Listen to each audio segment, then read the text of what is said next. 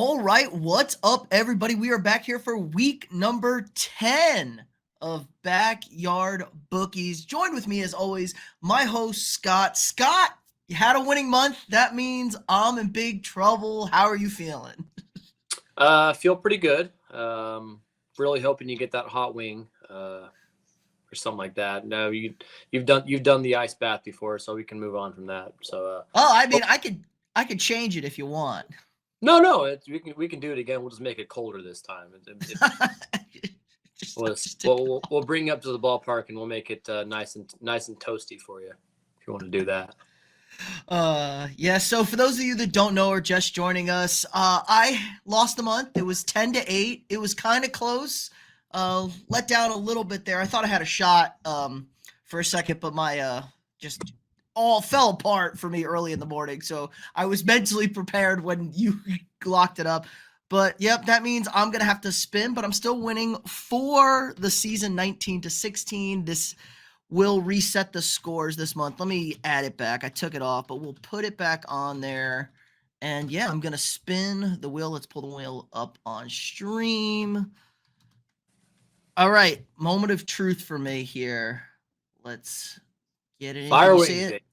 All right. Yeah. He wants the fire wings. All right. He's ready. Spin that wheel. The thing is, you've done the Pluckers 25 challenge, so it shouldn't be that hard for you. Oh boy, look at it. Oh, he got what he asked for. Oh, all right.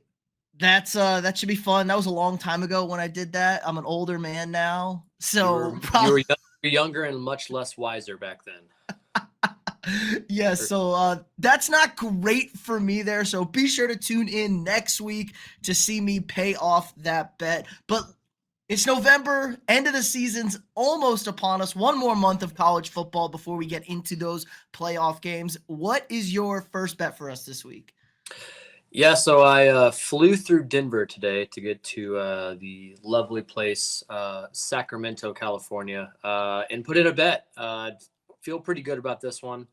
One of my bigger bets of the week, bigger bets I've put in this year, actually, if it's not 100. I usually just do a 25, but put in a good $44 bet to win 40. Air Force Army, big one. It's a very, very big spread. Air Force is, I believe they're 0-7 or 6. Yeah, 0-7 against the spread so far this year. They can't score. They did pretty well against New Mexico State scoring, but they gave up a whole bunch of points. Army, on the other hand, is 6-1. I believe they're maybe 6-0-1. It says 6-1 on action, but I believe they're 6-0-1. There might be a different spread somewhere. And they are rolling, scoring all kinds of points, putting up 40, sometimes more than that. They put 37 up against Rice, but last 4 games, 40 plus, and covering all but last week. They didn't cover a 17.5. They won by 17. So what are you going to do with the hook? That's where they get you. So in this one, they are Air Force are 22-point dogs. It's very, very difficult for me not to take Army minus 22. It's a big number. But being so bad of an Air Force team, I don't see them stopping the Army. Run offense with forgot the guy's name, the quarterback's name is, but he's kind of a dark horse. I wouldn't say he's going to be a Heisman candidate, but he's a dark horse guy. He's probably he's going to get some votes at least. Doing really well. He's even throwing the ball a little bit, but yeah, 22 is a lot of points. 82% is put on Army, which is also a little bit scary, but hoping we can get at least 28 points. I don't think Army's going to kick too many field goals, so hopefully we get a 4-touchdown win, and Army wins, and I win the game and win a little money. So Army, all right, I like it. Real bet. Yeah. Air Force just terrible this year. Not good. Navy let us down. So Army is our new America squad. Army is going to get into the playoff for us after Navy turned the ball over 6 times against Notre Dame. Can't do that and expect to win. I like it. I like points. I even kind of like the over in this game. I just think it's not 42. Yeah, not the old school Service Academy matchups. I'm thinking, a 32-10 win. Right there. That's right there. So 35, just 5 touchdowns for Army, because this is our good Army squad. This is another good squad offensively. Air Force also really bad defensively, unlike the last few years. where they've been lights out. For me, I'm going with another trend as well. This team is 7-6-1, 7-1, 7-1 against the spread. They've won 7 straight. Indiana, Michigan State, Big Ten. Indiana took care of business with the backup quarterback last week against UW. They're going to Sparty. Michigan State, they're kind of whatever. They started off bad. They've been kind of back and forth, but they've lost 4 out of their last 5. Their only win was against Iowa, and Iowa is not Iowa. I mean, they're just kind of a team. They're not the old Iowa with elite defense and horrible offense. Lose to Michigan last week in a tough game, kind of grindy. I think they're just going to be in a big letdown spot, emotional game. They're getting into fights after the game, as per usual with Michigan State. It is 7.5, so you got to swallow that hook. I'm okay with it. Like I said, 7 straight for Indiana covering the spread. If you don't know who Signetti is, look him up. Google him. All he does is win. All he does is win. Indiana in prime position. They're not going to let this game slip up. All they got to do is win 1 game. You beat Ohio State, you're in the Big Ten championship game. You're in the college football playoff, most likely running the table. But up until then, so I just like Indiana in the spot. This is a really good football team. They can score with the best teams in the country.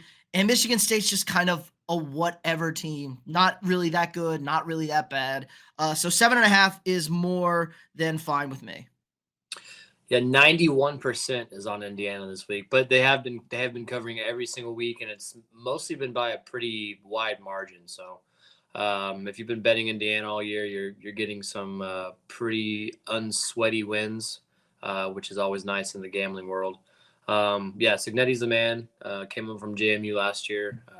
We all know what they did last year. They did really, really well. I was thinking maybe dog in this one a little bit. I thought about it for about 2 seconds, maybe Michigan State because they're at home, maybe for my dog game, but yeah, I couldn't go against Indiana. They're too much of a horse right now, and they're doing everything right. So yeah, that's a pretty good pick. I don't see that. I really don't see that one not winning. It's I'd like Sparty if they didn't play Michigan last week. I think playing Michigan last week is kind of that's your get up game, and you got down. All right, what is your second bet for us this week? Yeah, second game, not much of a looker, but I do like the over in this one. Maine and Oklahoma. That's what I'm talking about. about. It's on SEC Network Plus. We'll not be tuning into that 11:30 a.m. kickoff here. So yeah, 1:30 where you guys are. Yeah, Maine doesn't score much. They did put up 35 against Villanova though.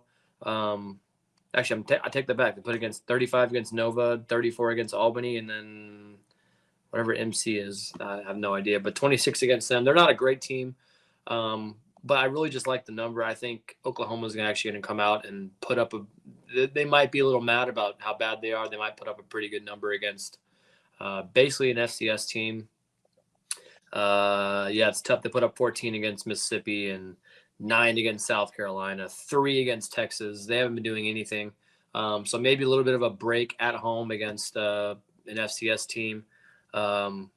Think they put up a big number. They're 34.5-point favorite, so I really hope they can cover 5 touchdowns. But 46, I think Maine can put up a few touchdowns, keep it close, maybe 21.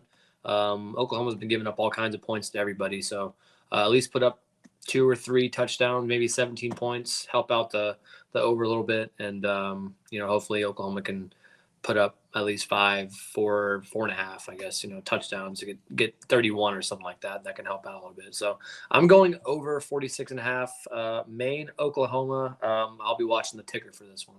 I'm not watching.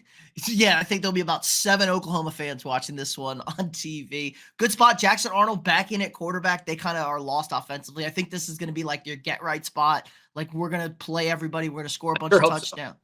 Score a bunch of touchdowns, and then either the Oklahoma defense is going to be like, we're bringing in the backups, they give up points, or this is going to be like, we're not giving up anything, but the offense rolls and scores like 60 points. It's going to be one of those 2 type of games here. I think we're going to see a get-right game for Oklahoma. They need some sort of confidence, some sort of momentum, because welcome to the SEC has been really tough for the Sooners. We knew it would be. They've played easily one of the toughest schedules in the conference, and it's not getting any easier.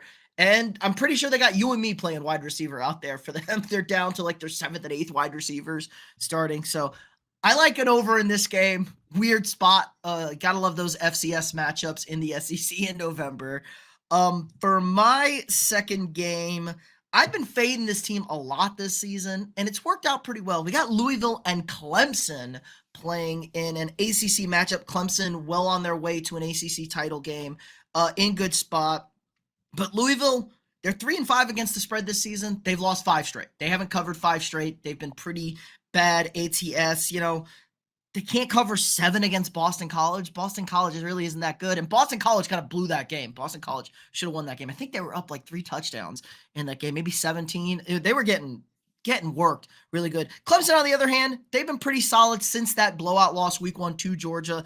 Haven't covered, they're 3-2 their last 5, but didn't cover 16.5 against FSU. Didn't cover 20.5 last week against Virginia.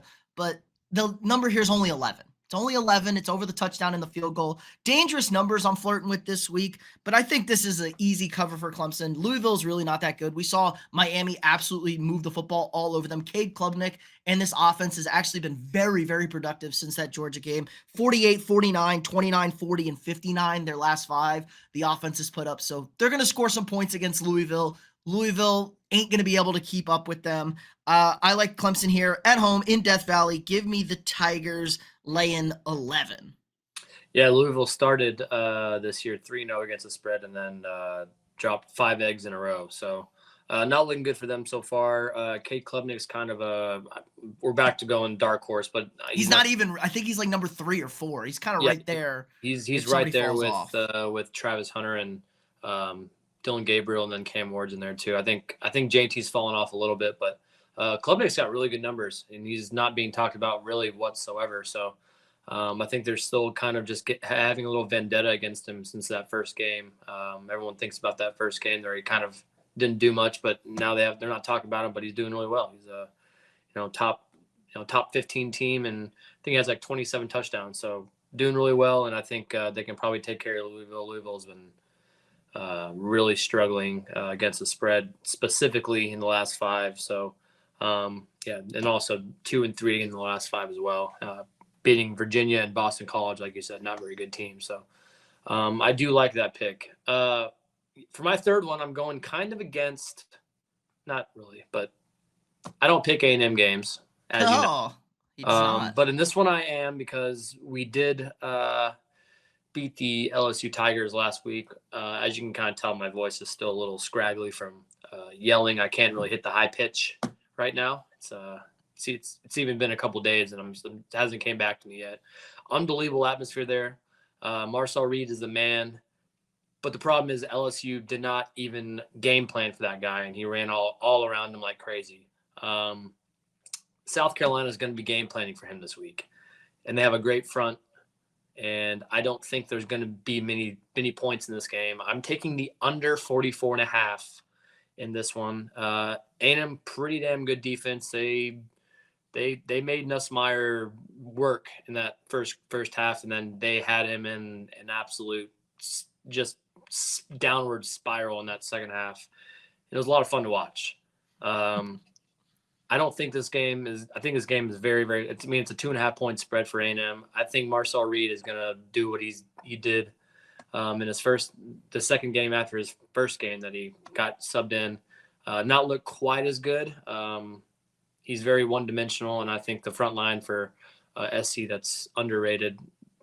We have heard ESPN and other places talk about them, but very good front line. They're going to keep him contained. I think it's going to be a little bit of a punt fest. Hopefully it's, hopefully we win the game, but 17-14 maybe. I think it's going to be a really low scoring game.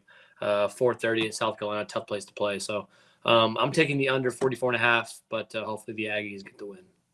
Yeah, should be a much different defensive approach this year. I don't even know if Reed's been locked in as the starter. I could see us doing something goofy there. It could be some two gamesman, quarterback going back and forth. So because South Carolina's D-line is unbelievable, a fantastic front four, but their secondary not very good, so that could be conducive to passing.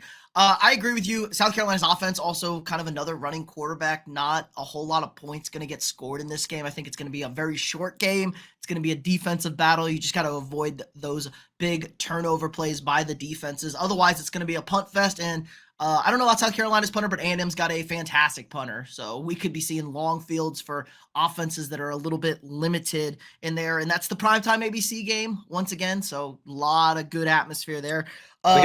Didn't mention this. 94% is on the over, so that helps out my case a little bit too. There's a lot of juice. That's a lot of juice for seeing the secondhand offense for the Aggies there, I think.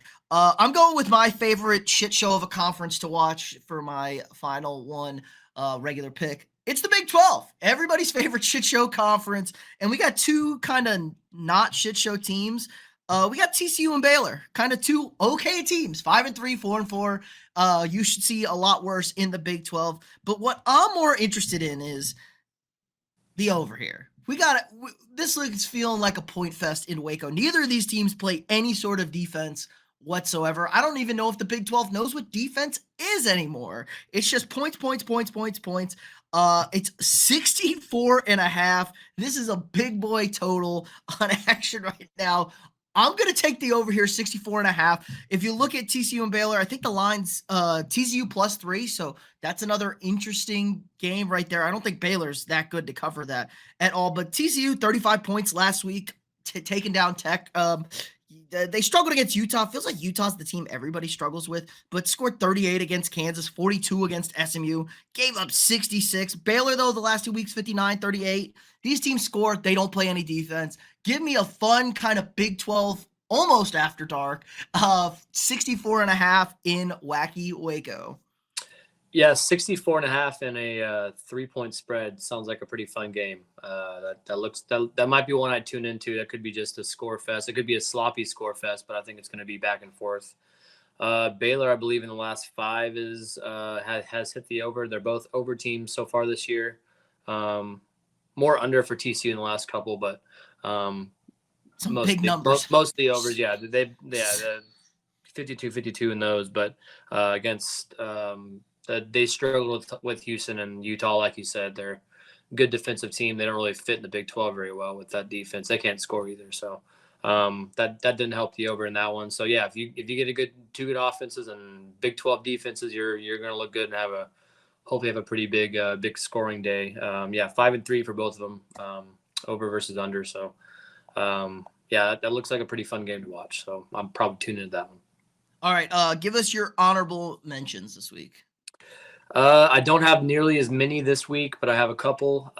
Minnesota, Illinois under 45.5. Big Ten defenses. Illinois just seems like an under team every week. I don't really know if they are. They could be, but they sure feel like they just feel like one in Minnesota just they normally are. So just when you get those Iowas, those Minnesotas, those Illinois, those Rutgers, they just feel like an under every week. So under in that one.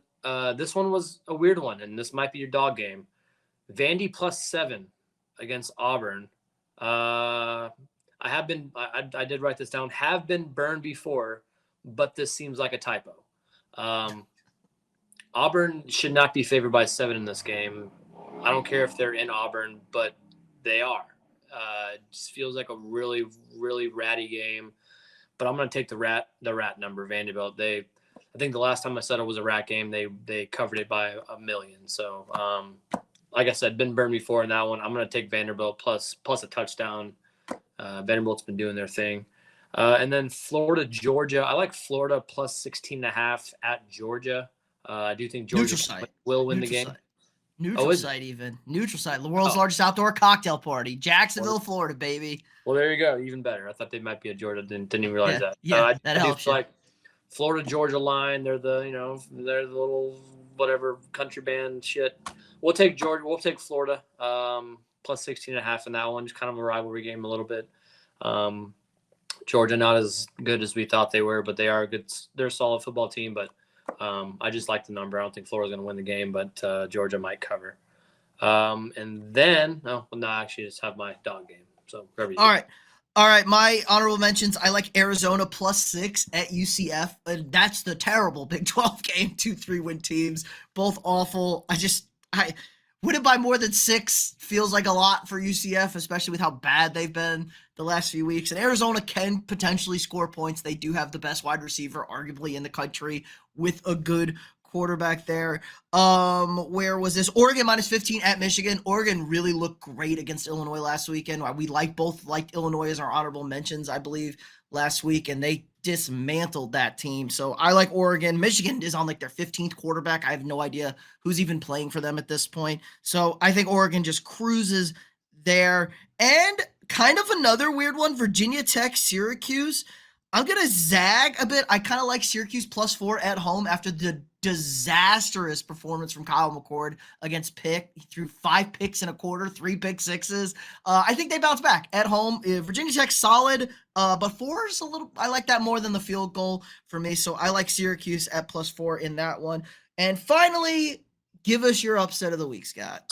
So you just mentioned 2 of them that I did consider.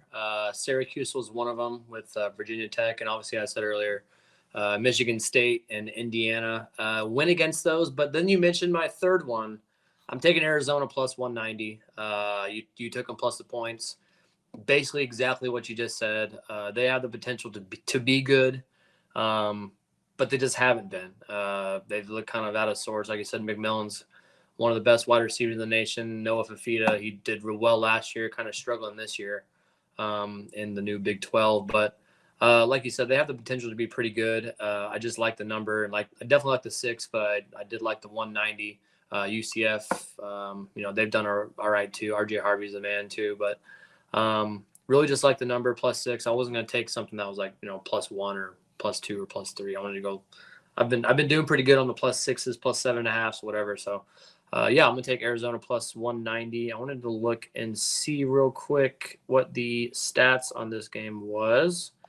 So 50%. It says 50% on UCF on the spread, and then money line. It says 98% is on UCF. That's probably just in a bunch of parlays they throw them in. So that really doesn't bother me too much. Basically what you said. They have the potential to be really, really, really good. This might be the week. So we're gonna go Arizona +190. All right, I like it. I like it a lot. Like I said, I mentioned it honorably, and you mentioned mine. I'm taking the rat. Vanderbilt, Auburn, baby. I just don't understand how Auburn is a 7-point favorite in this game. Both teams, I mean, Auburn has been bad. They've been kind of working through some stuff. Played some close games. They're cutting down on the turnovers, and I think that helped. They beat a Kentucky team that feels like everybody loved Kentucky early in the season, but they've been just bad this year. They really haven't been good. Vanderbilt gave Texas everything they could handle last week. We know they already beat Alabama. This is a good Vanderbilt squad. This is a good Vanderbilt team. Auburn also not great against the run. They're kind of mediocre to bad, and Vanderbilt runs the football. I mean, Diego Pavia is the best story in college football if you aren't watching it, what he's done with this school, what he's done with this team. It's an 11:45 kickoff. I love the awkward time in the SEC, so it's not even too early where everyone's still half awake. I think this is just a well-coached Vandy team. In no universe should Auburn be a touchdown favorite, so if you don't want to take Vandy at I think it's +210, if you don't feel comfortable, if you think, okay, maybe they're not great, road game, crunch situations, this game's going to be close. They've been close in every game this year. Vanderbilt plays a close style of football, and it's just a lot to deal with defensively to deal with this offense. So give me the Commodores anchored down at +210.